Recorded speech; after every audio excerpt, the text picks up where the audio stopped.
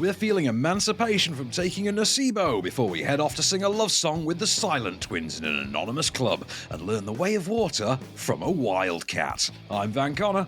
And I'm Adam Ball, and this is Off Screen, your 7-day guide to everything movies. Boom. Groovy. So, welcome back to the show then. We are going to start with some brand new movies, as we do every single week. So, Van, talk to me about this, which is out in cinemas, A Love Song. Yeah, a love song. Now, this is... Actually, we should stress straight up back, because we had no show last week, so some of these movies have been out for a few days, and we've obviously got movies that are out today as well. So, a love song, which is, I think it's the debut of writer, director, producer Max Walker Silverman, and it stars Dale Dickey, who is one of those character actresses who... You don't know her by her name, but you know her by her face. Like, she turns up in loads of things like Winter's Bone. And of all things, Iron Man 3. She's the woman that Tony goes to interview in a bar in Iron Man 3, who's like the mum of a dead soldier. Yeah. It also stars Wes Studi, who is another one of like those great character actors who, you know, he's that guy from That Thing. He's that guy from Last of the Mohicans. He's that guy from Hostiles. You know his face, but if I, put a gun to your head and say, like, tell me who Wes Studi is, you would have no idea. You would not be able to tell me. So this is the story of a woman who, in a campground in sort of the American rural West, set up her trailer and is just sort of hanging out there. She's clearly getting over some sort of loss or deep trauma. She doesn't want to move on. She's waiting for something. She's dealing with something. And one day she gets a knock at the door, and Wes Studi is there. And it transpires that he is her former childhood friend. And they sort of grew up together. He met his wife, she met her late husband. He met his late wife, she met her late husband. They were sort of couple friends in their 20s kind of a thing. And then they drifted apart and went off and lived their lives. And the drama as it transpires is that they are both now widows. And over that, widows! Oh, sorry, I've got to do that for American Dad. Every time I hear the word widows, it's sort of got to be, widows! God help me whenever I have to talk about the brilliant Steve McQueen remake of the movie Widows. Widows! But over the course of one night, these two sort of long-time estranged, but still quite affectionate, close friends, just get to know one another. All over again, really. They just hang out. And, of course, the love song refers to a song that they learn to play together, as you can hear in this clip. You still play? Play what? Music. Of course not. Starts out in G and moves to a C. Uh-oh. I gotta cheat that one. Back to the G. Then up to a D. Yeah, that's it. Back to the C. Take it on home to G. Yeah. And it moves like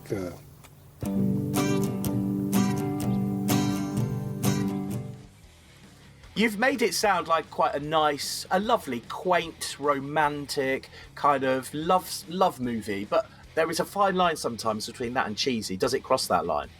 Not at all. Not at all. Not in the slightest. I mean, to call it a romance, I think is really sort of overselling that element. Anyway, It is more of an affectionate drama about this wonderful friendship that does tip over periodically into romance. There is a romantic element. There is an old flame element between the two of them, but it's not really about that. And it's more about just the emotional connection between two people.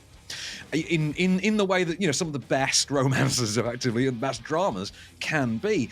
All about the chemistry between Wes Studi and Dale Dickey in this, but just a really sweet, really touching drama with some really great cinematography as well. The way that it uses the environment, the way that it just has these two just disparate souls in the middle of this just vast wilderness, the vast open American landscape. It's just beautiful. It's an absolutely beautiful film. It's not very long. It's only 81 minutes long, which means that once you factor in credits and things like that, this thing plays for like an hour and 10 or up to an hour and 15 minutes long. And to be fair, it doesn't really need to be any more than that. Wonderfully realised, beautifully played, just perfectly shot. The performances, I say, just absolutely terrific. Dale Dickey and Wes Studi both, I think, absolutely just barnstorming performances from them both. And they are not, like I say, household names, but they are faces that will be recognised in households, if you know what I mean. Brilliant. I had a great time with this. It's not going to be a crowd pleaser by any stretch of the imagination, because it's not the most exciting movie in the world. But it is quite a moving and affecting drama. And it's one that, to be fair, I will watch again. I could see this turning up on Film 4 a few months from now, on a weeknight, kind of 8 p.m. kind of a deal. If you get the chance to see it that way, absolutely do. But if you're looking for something different, if you want a date movie with a difference, and you want quite a thoughtful date movie, go and see this weekend. Perfect for a date movie, because, as you say, an hour and 10 minutes, at that point, you're ready to...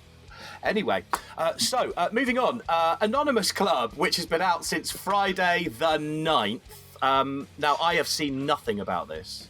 Right, so I'm just going to read you the IMDb blurb, because I don't think I can sum this up any better than the IMDb synopsis here, which says that this is an intimate access to the private life of Courtney Barnett, an anti-influencer who is a powerful voice for our times.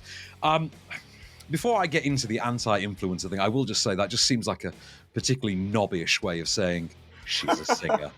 Here's a clip. I had a submission on my website with a comment box asking people to tell me how you really feel. It's been really humbling and really beautiful reading what people are willing to share and to be open about. I'm going to read you some. There's like literally thousands of them. Feeling lonely, but I don't know why. Feeling exhausted, but don't want to show it. A little guilty, but generous. Giddy with falling in love. Happy, but stressed. Brave and terrified. Wow, I feel if I went to see that in the cinema, I would walk out feeling really depressed. I mean, you wouldn't own up to seeing it, which I presume is why it's called Anonymous Club. I have no other earthly idea about the title. I mean, to be honest, it's entirely possible they explained the title and I was so zoned out by that point. Honestly, it's such a low-energy, boredom-inducing, just coma-fulfilling affair. I mean, the anti-influencer tag, I think this, I can only imagine that comes from the fact that she really should not be allowed to influence anybody whatsoever. She's just such a mind-numbing, whining pain in the ass to sit down and listen to. It's 86 minutes long, and they are 86 of the longest goddamn minutes of my life. Like, I felt every second of it. There's an old line from Doctor Who that he can literally feel the turn of the earth. I felt like that during this, only I didn't feel the turn of the earth. I felt every solitary second of time and space passing me by. That clip is genuinely indicative of the entirety of this movie. Oh, save for a couple of scenes here and there where we get like her on stage performing. And believe me, the musical side of this ain't much more exciting. It really isn't. I've been asking around, because obviously we we're going to review this last week. We didn't get to do the show in the end. I've been asking around. I don't know anyone that's heard of her. I've not encountered anyone. I've asked older people, I've asked younger people. Either nobody has heard of her, or, and I'm more willing to believe this, nobody will own up to having heard of her. Nobody will willingly admit to knowing her. And having sat through this absolute work of boredom-inducing tedium, I can absolutely understand why. It's called Anonymous Club. If you've seen it, maybe stay anonymous. Don't answer me this. Go on. From what you've said and what I've heard, what was the point of it? Pass. Nil point. No idea. No, answers on a postcard, please. If anyone wants to tweet me and tell me what the goddamn point was of any of this, please. Honestly, I'm all ears. I live to learn. Please inform me, because I could not tell you what the hell the point of this even existing was. All right, well, if you have decided to go against Van's advice and go and see it, it's been in cinemas since the 9th of December. Right, we are going to be back very soon when we talk about Wildcat and also Emancipation. So both of them are, in fact, Wildcat's out on the 23rd, isn't it? Whereas Emancipation, that was out on the 9th. That was out 9th. Yeah, that's cinemas and Apple TV Plus from the 9th. Yeah. All right. Well, we'll be talking about those two in just a bit. So stay right there.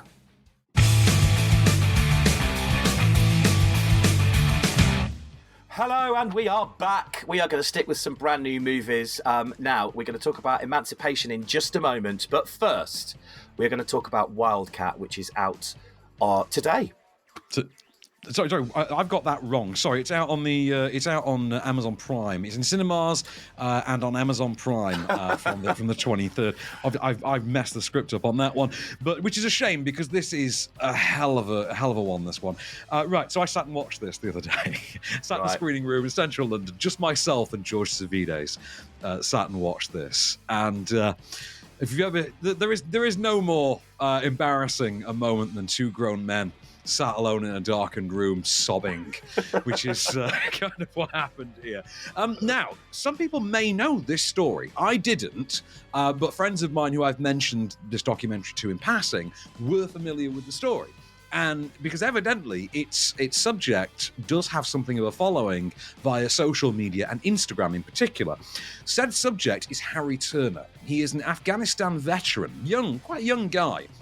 Went off to Afghanistan, came back shell-shocked, riddled with PTSD, depression, couldn't find his way in the world, eventually felt the best course for him was to remove himself from society, to take himself away from his family and his loved ones.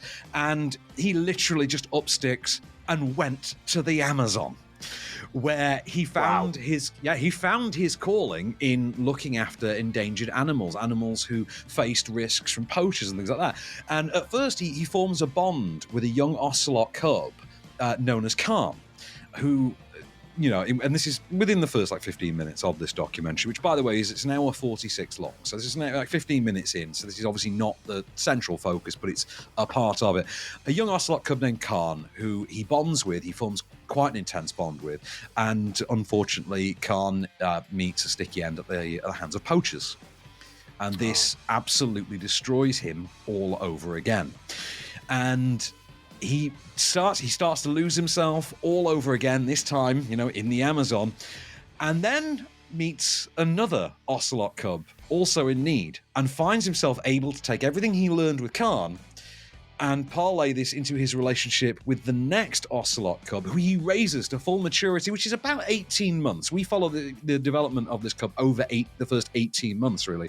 And the second cub is named Keanu, and is about the bond that forms between, I think his name's Harry Turner, and Keanu. I will say as well, and this is where I can be a little bit cynical, he finds himself in the Amazon jungle after meeting Samantha, a young American lady who, is running this program, looking after these animals. And as he says, I met her and I felt this intense connection. And then you see her, you physically see her, like, yeah, I'm sure you felt a very intense connection there, pal. I absolutely sympathize. But don't let that take away. Please don't let that cynicism take away from a genuinely beautiful, really, really moving documentary. Have a listen for yourself. This is Samantha talking about meeting Harry and his bond with the animals. When I came across Harry, he was extremely misunderstood. This, boy who went to war instead of going to college, which is what a lot of people see when they look at him. But I obviously saw something super special in him. He spent his time in the jungle volunteering and helping me with this greater cause. Just carrying a sloth on my back through the jungle. It was an incredible feeling to know that this animal wasn't going to be going onto the black market, to know that its claws weren't going to be clipped or its teeth weren't going to be ground down. No more biting of the face. Oh, a mix of sadness and delight all in one. No wonder you were in tears with the Kleenex.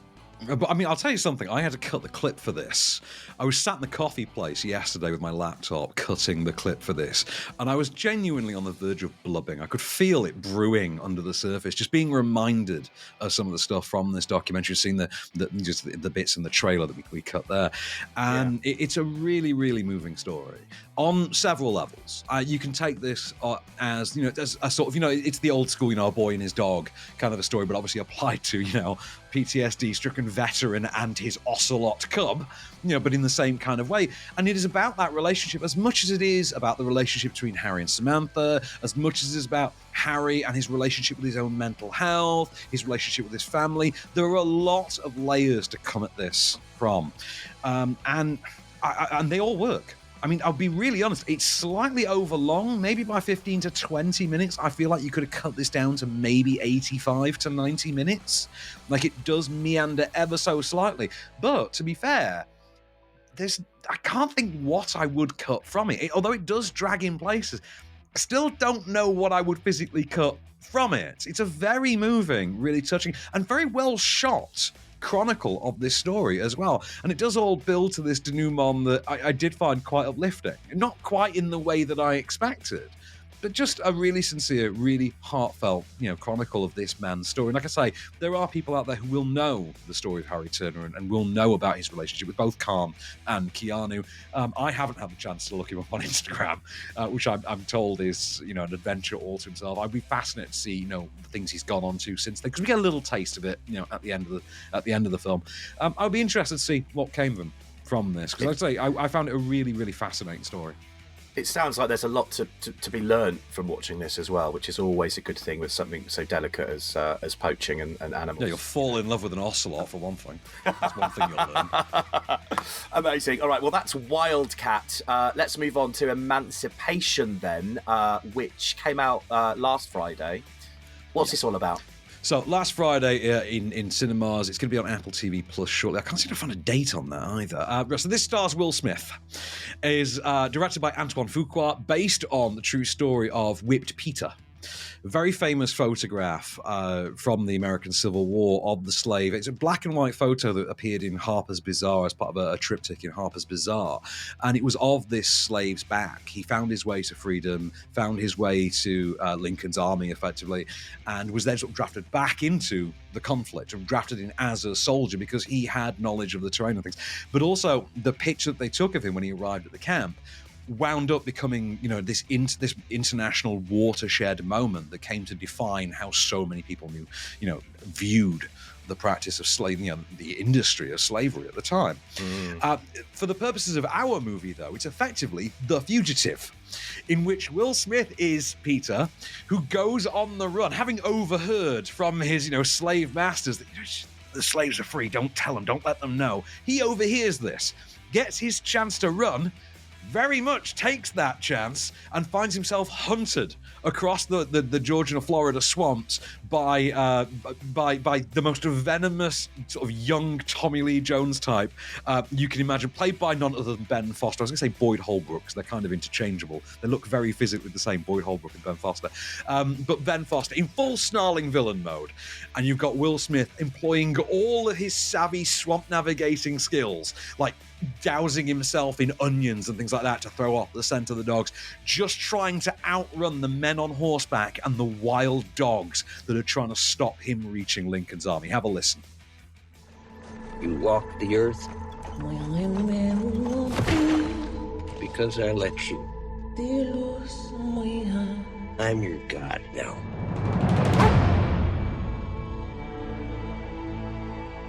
Slaves are free.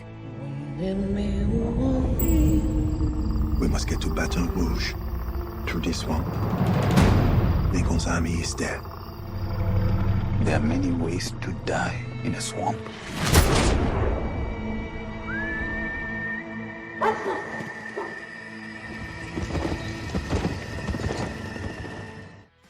That's just put all sorts of images in my head. I love the sound of this. I mean, first of all, those images are in near black and white if you're doing it properly, because the movie is. It's got a very interesting use of colour. There is some colour in it, and it comes with certain emotional moments. Like the colour will flare up to determine the mood and tone of a scene. I thought this was incredible. I mean, it has been smack-talked by a lot of snootier critics, but what do you know?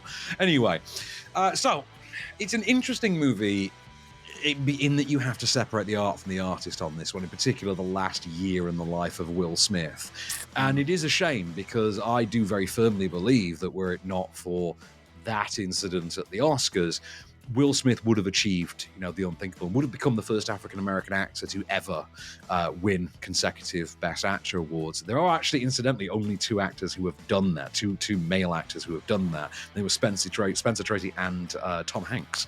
They're the only actors who have won Best Actor 2 years in a row.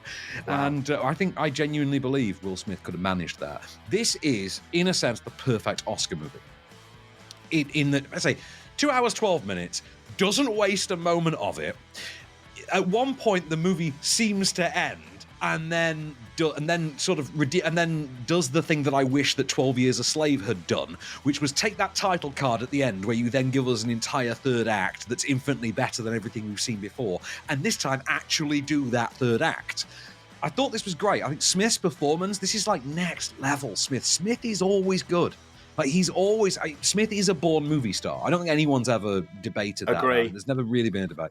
Always been a born movie star. Some of his films are crap, admittedly, but you never argue with him in them. Even in a crap movie, Will Smith is good. Here you've got a damn good movie, and Will Smith is spectacular in it. Like I say, Ben Foster, perfect snarling villain. Antoine Fuqua, Training Day director, just shoots the hell out of this. I loved it. I think it's absolutely brilliant. Do not be shocked to hear this come up in contention, a lot around awards season, but obviously I don't think Best Actor nods are going to be thrown around given, certain events earlier this year, and that is a shame. That is a real shame, because I do think Will Smith is genuinely spectacular in this. Definitely one that I want to see from what you said and from that clip. It sounds absolutely brilliant. So that was out from last Friday, Emancipation, if you want to give that a whirl. We are going to be back in a moment when we talk about The Silent Twins and also Nocebo. Both of those to be reviewed by Van in just a minute. Stay there.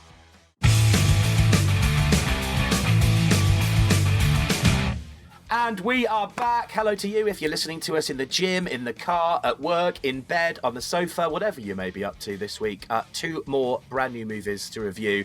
We're going to look at Nocebo in a moment, but first, something really fascinating, The Silent Twins. Yeah, I mean, if you're listening to this in bed, I don't know what to tell you. I mean, might want to question some things about your life. But The Silent Twins, which is... I had the chance to see this at the LFF. I missed out, and I really regret it now, because I watched this on Link at home. I was kind of blown away by this. So this is based on the lives of June and Jennifer Gibbons. We mostly, I think, know June Gibbons, as she's the author. She became an author, and her story became quite known. They were 2 young girls they were twin girls in Wales in the late 80s, early 90s, who would only communicate with one another. They could speak, but they would only speak to one another, like in their bedroom with the door shut, alone. They wouldn't talk to their parents. They wouldn't talk to, I think, their older sister. They created a serious divide in their family. And the only person they ever really let in was this sort of roguish bad boy love interest that they both shared and both entered into a teenage relationship with. And as part of this quite destructive relationship, they got into sort of acts of vandalism and things that then saw them actually, taken to court, put on trial, and in what was deemed to be quite a severe and controversial judgment, sent to Broadmoor, of all places, because quite frankly the system just didn't know how to treat or handle them. And of course this then led to immense tragedy down the line. They are played here by Tamara Lawrence and Letitia Wright. I'm not overly familiar with Tamara Lawrence, but of course Letitia Wright, Black Panther sister Shuri, kind of the de facto lead of Black Panther, Wakanda Forever. Have a listen. This is the pair in their bedroom, awaiting the arrival of their much anticipated typewriter that's going to allow them both to pursue their literary dreams. Love of your life is here, Jenny. Postman. Has she got a package? Jenny, look! Did it arrive? The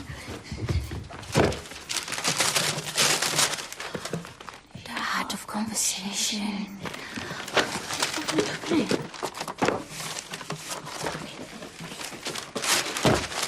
Had you been push and lift?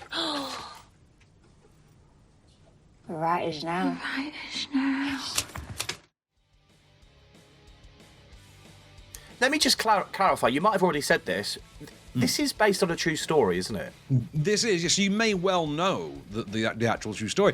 I've asked people, or I've asked friends of mine if they knew. Some of them actually did know the story specifically because they knew the work of June Gibbons. I think she goes by Jane in some circles as well. She's Letitia Wright's character, incidentally. I thought this was absolutely superb, and again, this got some quite sniffy reviews. It's quite surrealist in places because it actually uses poetry and drawings and art by the Gibbons sisters themselves, and they actually call this into the aesthetic of the movie. There's a wonderful sequence in which they're effectively tripping in a sort of subway underpass, and you actually see the walls and the environment come to life around them. I thought this was really affecting. And it's not so much a story about mental health as much as it is just this, really loving relationship between these two sisters that the world around them just doesn't quite know how to handle. There is a decent supporting cast that includes the likes of Michael Smiley, for instance, but it's not really about that. It's brought to the screen by Polish writer-director Agnieszka Smozinski. I'm trying to get the name right, Agnieszka Smozinski, and I think handled really, really well. It's based on the novel by Marjorie Wallace, which I think is actually called The Silent Twins. And I think it's a wonderful showcase for two incredible young talents. I've been in Letitia Wright's corner on the performance front, less so the sort of the real world controversy side, obviously. But in terms of her performance front for a good long while now, I think she's a real talent to watch. But Tamara Lawrence as well, who I was nowhere near as familiar with, I think is an absolute barnstormer in her own right as well. I'm a sucker for a true story, so this kind of thing that is quite fascinating at the same time is, it's drawn me in already. So this is one I would definitely enjoy. So that's The Silent Twins, which was out last Friday. Now let's talk about Nocebo.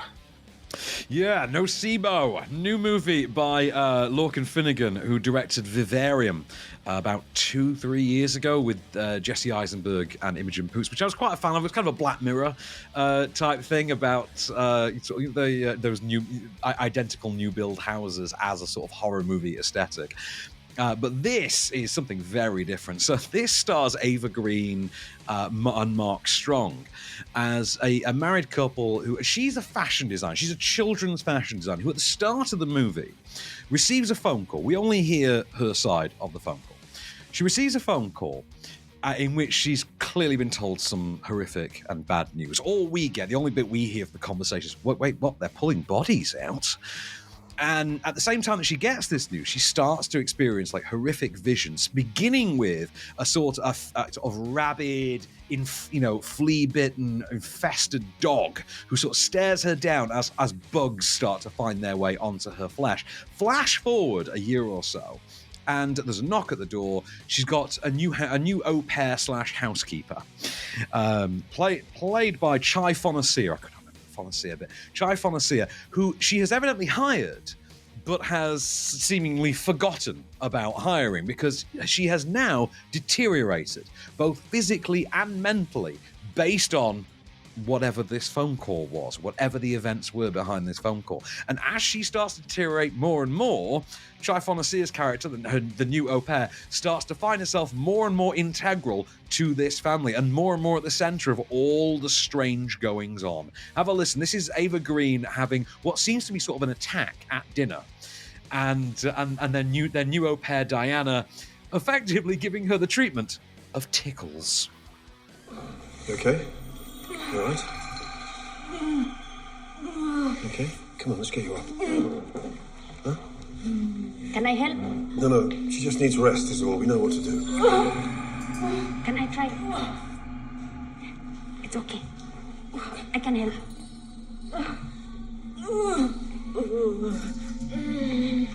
It's okay. I make it go away.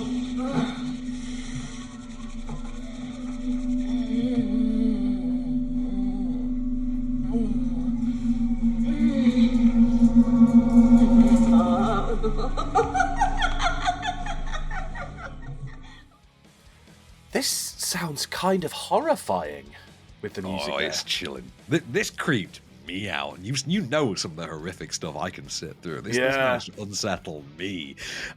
This was just really absolutely terrifying at times. Chilling in a very helpless way, in a way that makes you feel quite helpless as helpless as the characters within it. All about the performances, all about the atmosphere. I expect great things from Mark Strong and Ava Green, if I'm honest. I do, but I thought Chai Fonacia is the real discovery here. Her performance as Diana is at once both very chilling and also quite investable. A character you find yourself quite rooting for. And it's a difficult balancing act, particularly given where the story needs to go. I will also say that I thought this was superbly put together, just wonderfully realised, really well brought to the screen. But an interesting thing to release in cinemas, given conversations we've been having recently as regards the treatment of workers during the World Cup, for instance, and things like that. Particularly elements of like human slavery and certain unsavoury elements like that in the world. Very interesting film to put out at the time when we're having these conversations. And I will say, absolutely unmissable stuff, especially if you're one of those people that loves a good chilling horror tale and you're not afraid of a bit of symbolism as well. This is absolutely one for you. If you are one of those people who likes a horror movie but doesn't like your symbolism, however, well, you shouldn't be watching horror movies to begin with and avoid this at all costs. But I thought this is an absolute 5-star riot of a film. Any jumpy moments? Because I love that in horror movies when it makes you jump off the seat. Oh, good. I like that. All right, Nocebo. If you want to watch that, then that is out in cinemas already. Okay, this next bit I am very much looking forward to because Van is going to review the brand new Avatar, The Way of Water. And I cannot wait to hear his thoughts. Got a feeling I know what he's going to say, but we'll find out in a minute. Stay there.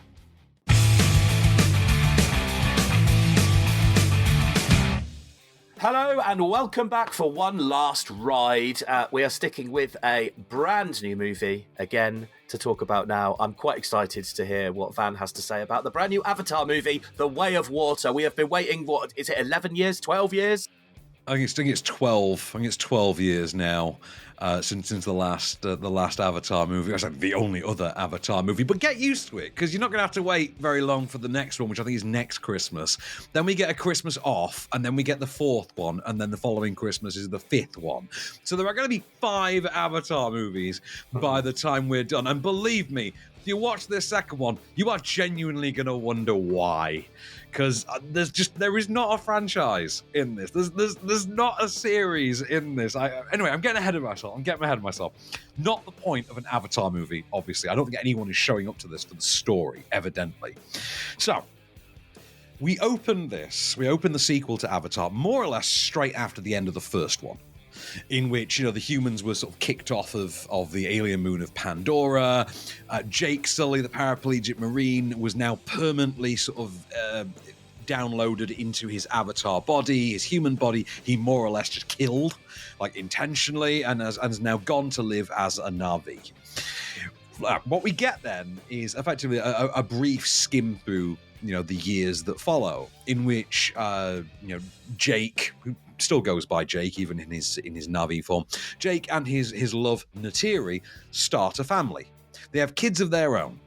They also adopt a child, Kiri, played by Sigourney Weaver, who is in fact the Na'vi child of Sigourney Weaver's Na'vi avatar from the first movie, who's being kept in a tank and has evidently had a child through what seems to be immaculate conception. Wow. They also adopt another child, only this one's a human, named Spider, and he apparently is the son of the bad guy from the first movie, who they just never mentioned. And he was unable to be sent back to Earth with the rest of the humans because apparently children can't go in the cryo freezers or whatever. So, we get this new status quo. We then jump forward another year. I don't know why. I don't know why they then feel the need to add another year onto this. But it kind of smacks of the level of storytelling that we're working with. And the humans return. to Pandora. This time with even greater numbers and a more dominant military force than before. Obviously, the sort of science side of the first movie seems to have been done away with. They're now more militarized. They've also got, along for the ride, a bunch of new Na'vi avatar bodies into which they have downloaded digital backups of the dead bad guys from the first movie. And we are literally told this by holographic recordings of said bad guys from the first movie that they apparently recorded 5 minutes before the third act of the first movie began. So Stephen Lang literally reappears on a screen to say, I'm about to go in and do the third act of Avatar, but there's a chance I might die. So if you're watching this, then clearly you're my avatar body, and you're just going to download this little chip that's a digital backup of my brain into you. And do me a favor, go and kill Jake. Avenge me. Which, if you're keeping score, doesn't make a lick of sense, because the plot of the first movie literally revolved around them having to ship Jake Sully across the galaxy, even though he was in a wheelchair, because he was the only person genetically compatible with his dead brother's avatar. So the movie begins by literally making no sense out of the first one. And that's before we even get to why the hell the humans are there, or how we've somehow forgotten about the existence of unobtainium, which last time I checked was the entire motivation for the Avatar universe. But who cares? Because, like I say, the bad guys are back. They want to hunt Jake and his family, and they are just going to lay waste to all the Na'vi to get to him, knowing full well that he can't stop them, because apparently 6 Na'vi is enough to take down all of the other Na'vi. Again, this is not something that's been done for storytelling reasons. In order to save his people, Jake and his family go into hiding. And they go and they just up sticks, get on their flying space dragons, and they go to the other side of Pandora and set up camp with a new tribe of Na'vi who this time are water-based. And the plot then basically becomes the exact plot of the first movie, only this time we have to learn to ride water creatures and become one with water nature, rather than learn to ride flying creatures and become one with tree nature. I'm making this sound more complicated than it needs to be, because frankly the movie is so ridiculously simplistic it's insulting to intelligence. Have a listen. Why do you come to us? I just want to keep my family safe. If you want to live here, you have to ride. Let's do it.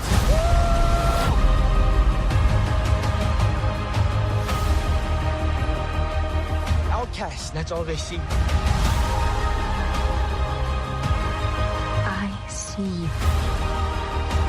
Dad, I'm a warrior like you. I'm supposed to fight. Protect the people.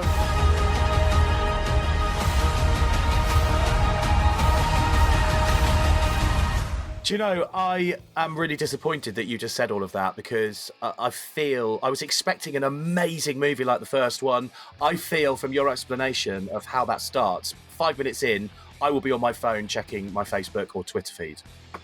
Right, I mean, first of all, an amazing experience like the first one is a very interesting comment, because I think people have really strange nostalgia for the first movie, and I think that's entirely down to the fact that it's the first 3D movie that most people saw. The first Avatar is not a great movie. I rewatched it recently. It's better than I gave it credit for at the time, but not by much. These are not particularly involving movies, and they're not particularly complex or interesting movies.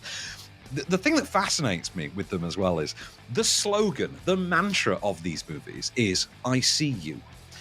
And that's an interesting turn of phrase to use, because these movies are entirely about visuals, entirely about the actual experience of being in the cinema and enjoying the 3D. Now, I got to see this in high frame rate, 3D on film, etc., Odeon Leicester Square, and it was a brilliant experience. It was a crap film, but a brilliant experience. You know what I mean? It's like, going on a roller coaster isn't Shakespeare. You know what I mean?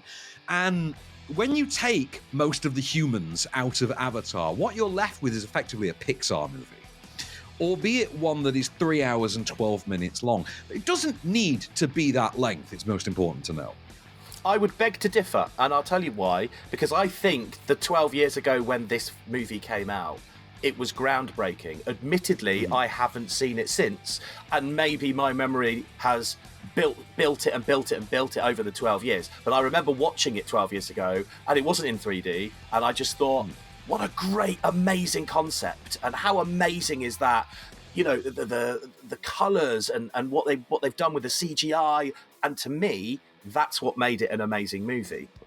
Obviously, I'm not a film critic, so I don't follow the narrative maybe the way that you would. But personally, to me, and I would say quite a lot of people would probably say the first Avatar was a good movie. Fair play. I will say, if you like the first Avatar movie, you're going to like this just as much, because it's the this same sounds too complicated damn movie. It's the same movie. He's literally the man who reinvented the sequel twice with Aliens and Terminator 2 has just phoned this one in. And that is heartbreaking to me, because he is my favourite filmmaker ever. Yeah. Now, there are issues. First of all, it's very difficult to tell any of the characters apart because they all look the same. So when you start getting to the big third act action sequences, you start finding the Transformers problem rearing its head, which is, when you watch the live action Transformers movies, it's very hard when they're in a fight to tell who's who. And as such, you can't really invest in it and you can't care. There's also the issue of interchangeable characters. At one point, there is a character death, for instance, and you are expected to really be emotionally rooted in this. You just don't care.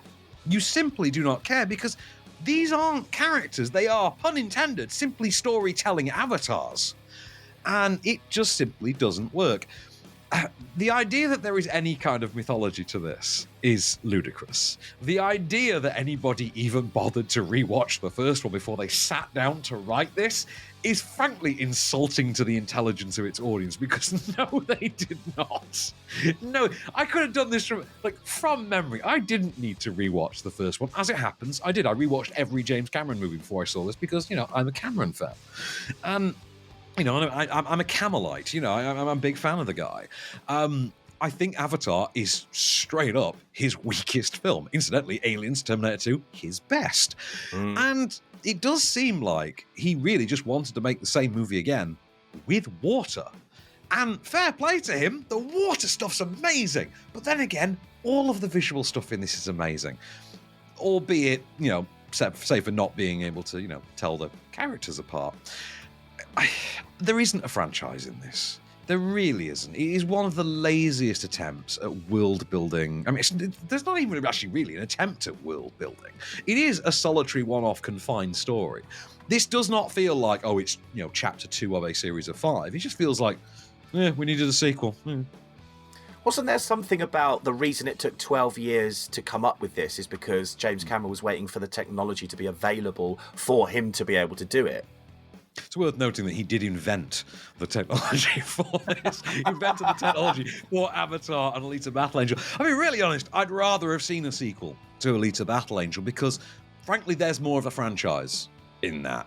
This just... I found myself all the way through thinking of Fern Gully 2, A Magical Rescue, which is not something I should be thinking about in a, $200+ million sequel from the man that made Aliens and T2.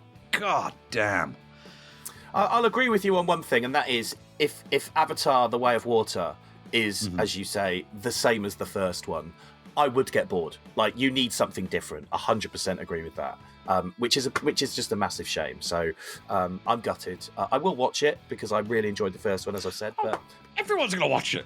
But this thing's projected to make $500 million in its opening weekend. Everyone's going to watch it because it's been 12 years since the last one, so everyone has a sort of rose-tinted, backwards view of the first one. But also, it's not like we're awash with big blockbusters. And having said that, no one does action like James Cameron. It is true, there is that visceral crunchiness, even to a live-action cartoon like this. James Cameron still shoots the absolute hell out of it. Because you know what? At the end of the day, he's still James Cameron. His storytelling ability seems to have gone right out the window, but he's still James Cameron. He's still going to thrill you. Well, there you go. You can make your own mind up because Avatar The Way of Water is out in cinemas from today. So, That's all we've got time for this week. Next week, which is our last podcast of the year until the 6th of January, by the way, just in case you care, we are going to look at I Want to Dance with Somebody. Yes, the Whitney Houston biopic is the Whitney Houston biopic is finally here with very little fanfare, it seems. I'm looking forward to it. Yeah, absolutely. Peter von Kant as well. Not heard anything about that. Yeah, be careful how you pronounce that one as well, Adam. Just a warning. Corsage as well. Van will be reviewing next week. Yes, Vicky Creeps in a period piece dramedy. She's always a good time. I can't wait. And Empire of Light, which is another one I've not even seen the trailer for yet. Well, this is Olivia Colman in a new movie from Sam Mendes, whose last movie was 1917. So, there's high hopes for this one. This one could be an Oscar contender. Apparently, it is about an old-fashioned cinema. It's about the love of movies, about British cinema. So, there's reason to be excited for that one, I think. There's some really good movies to chat about next week then. So until then, on off screen, we will see you then. I've been Adam Bull. I've been Van Connor, and we shall return.